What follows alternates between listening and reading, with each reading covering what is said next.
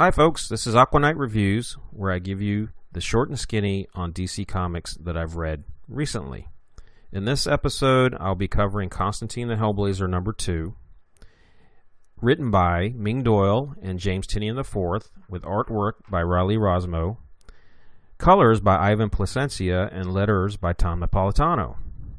Now, I will say this right up front: I'm not the longest reader or the biggest fan of John Constantine. I wasn't a follower of the Hellblazer series or the New 52 series that he had. I know that's horrible, but I know about John Constantine. I mean, he's been a stalwart character since his introduction back in Swamp Thing. But anyway, that being said, I've got to say this is a great series. It's been a fun read. What it's done so far, it does a great job. It's done a great job of just dropping you into his world and giving you enough of him through dialogue and interaction with other characters of the type of person that he is, his personality. It's not beating you over the head with anything. At least I didn't feel that way. And issue #2 really gets into the meat of, I think, what the storyline is going to be for a little while, which is John hunting down a ghost killer.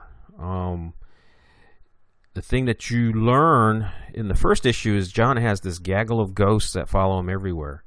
And my understanding is that these are individuals he's played some part in their demise, and therefore they're linked to him, and they follow him everywhere.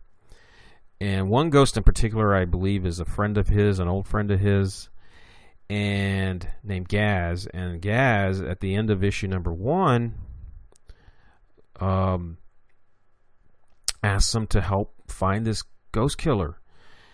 So issue #2 gets right into that, where John uses his magical tricks and sensibilities to track down the killer, or try to track down the killer. I don't want to get too much into plot points. I don't want to leave or put out any spoilers. But I've got to say, it's been a fun read. The pacing is really, really good. It's an interesting story. I love the head dialogue that we have from John. I love the world that's being established around him. And the artwork, oh man, I just love the artwork by Rosmo. It does a great job of giving you this world that John inhabits.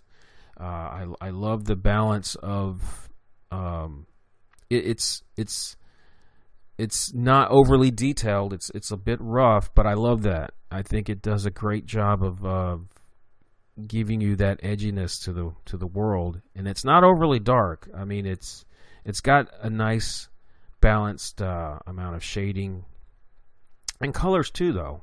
That's the thing. So I just love the artwork. I really do. That's a big sell for this title. So that's my short and skinny on it. I think it's worth trying out. It's worth a read. You know, I think if you're into the whole DC Magic universe, you're probably already reading it. If not, give it a shot. But even if you're not a fan of the DC magical universe or mystic universe, mystic world, it's a really good read. So I suggest trying it out. That's it for me for this episode. Thanks for watching.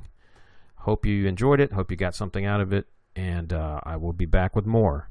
Again, thanks for watching. Have a good one.